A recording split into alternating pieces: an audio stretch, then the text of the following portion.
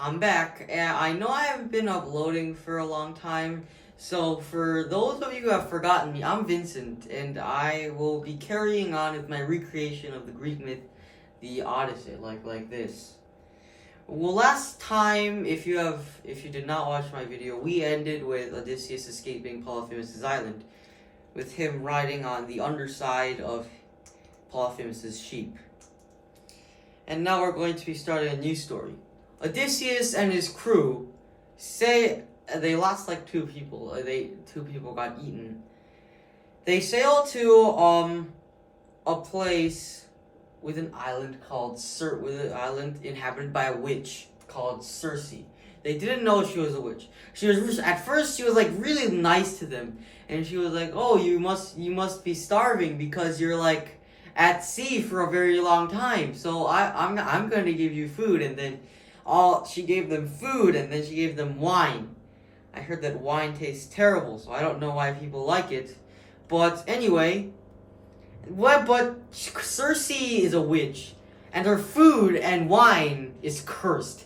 It's cursed so that if you eat it, you turn into a pig. In Circe's view, men are pigs.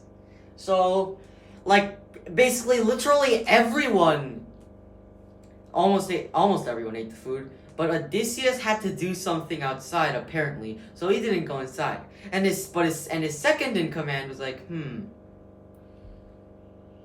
we've run into so much trouble lately, and I think just running into a nice old lady in the middle of an island giving us food seems kind of suspicious. And then he like peeks into Circe's mansion, and he sees like a bunch of pigs just wandering around, looking at each other. So he's like, "Oh, okay, I knew this was gonna happen." And then he went over to Odysseus, and he told Odysseus, and Odysseus was like, "Oh no, that's not good." So he prayed to the gods, because that's basically what everyone in Greece did at that time. When he did that, the gods actually answered his prayer. A messenger god called Hermes actually came down from the godly heavens to help him. Hermes gave Odysseus and his smart second in command magical herbs, so that they eat the food, but they don't turn into pigs. Because Hermes is a god and he invents formulas and stuff. So, with the power of the herbs, Odysseus ate them, and then he went over to Circe's mansion and he said, "Oh, I had to do something outside." And then he ate the food. And Circe was like, "Yes, you'll turn into pigs now." And then Odysseus and his second in command did not turn into pigs. And Odysseus went over and broke her magic wand. No, that's seriously what my version of the story said. She had a magic wand, and he broke it. And then everyone's returned back, and everybody's happy. Except for Circe. So Circe told Odysseus that... So Odysseus starts, like, interrogate Circe, because she's a witch and she knows things. So he was like, "Where do I have to go to return home to Ithaca? My beloved wife and son is awaiting my return." And then Circe says, "Well, you need to pass the ocean of the Sirens." The Sirens, if you don't know who they are, you'll just learn who they are soon. You also have to visit a dead poet in the underworld. A dead prophet in the underworld. Sorry, that came out wrong. A poet is a person who recites poems and talks about nonsense. A prophet is basically the same person, only they just talk gibberish about the future. They talk gibberish about the future. But Hermes, when he came out, Hermes was like, "Yes, you must do everything she said to do. But you must also go to Helios's cattle and not kill them for some reason." I'm just kind of skeptical of Hermes' answer here. Why would you go to a place if you're gonna do nothing there? But apparently Hermes told him to do it, and if you disobey what a god says, the gods get angry and shoot you with lightning. So Odysseus said, "Okay, guys, we are now going to head through the ocean, through an army of beautiful mermaids that sing to make you drown. We will also visit the underworlds to visit a dead prophet." I almost said poet again. "We are also going to go to an island and do nothing there for a couple of hours and then leave." I can honestly imagine the crew's reaction. Why? It's like they're like, why are we still doing this?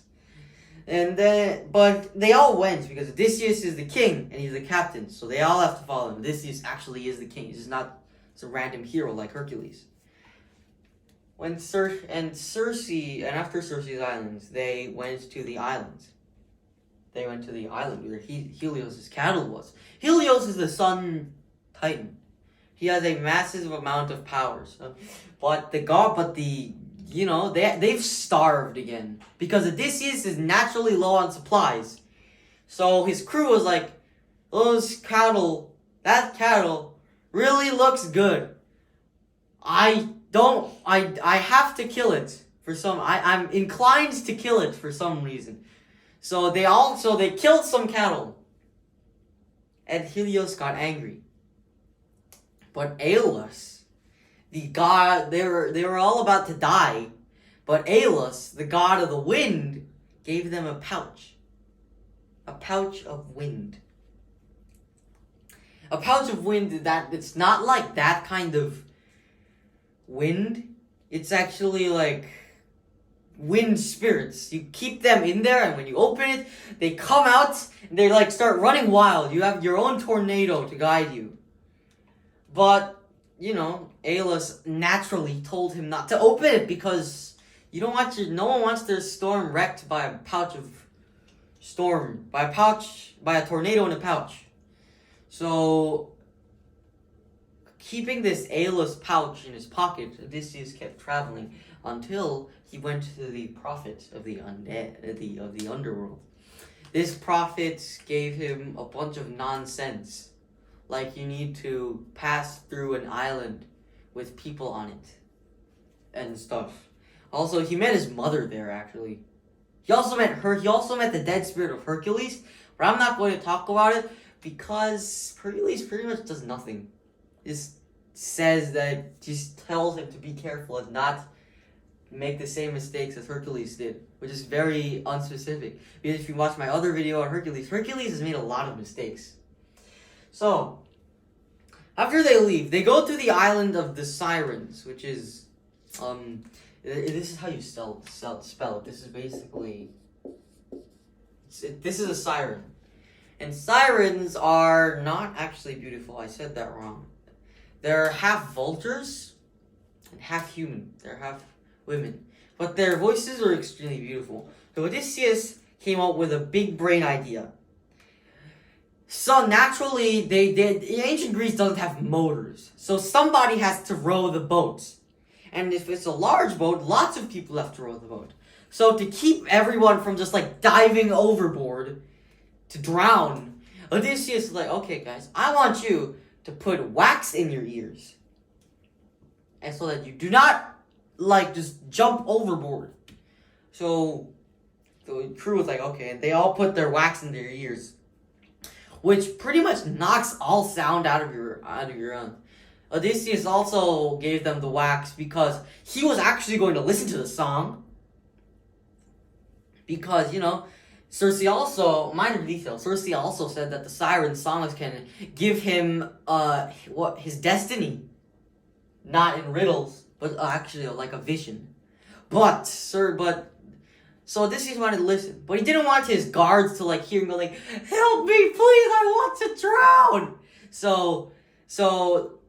But because he's like the king, the guards have to like listen to him, and they're going to have to free him, and he's going to drown, right? But he doesn't want to drown. So Odysseus said, "Guys, don't listen to me. Let's just row the boats."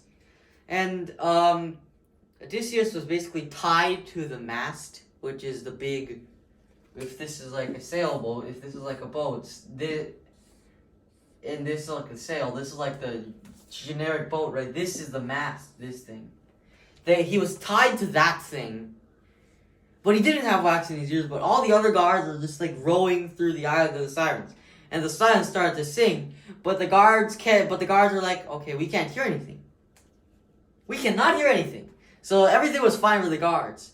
But Odysseus had to go through almost endurable physical, mental agony as he tried to resist the calling of the songs. But it didn't really matter anyway, because no ancient Greek, if you're not Hercules, has the strength to just get through layers and layers of rope. So they got through the island of the Sirens almost with no problem, which is odd for a hero who is cursed for 10 years at sea.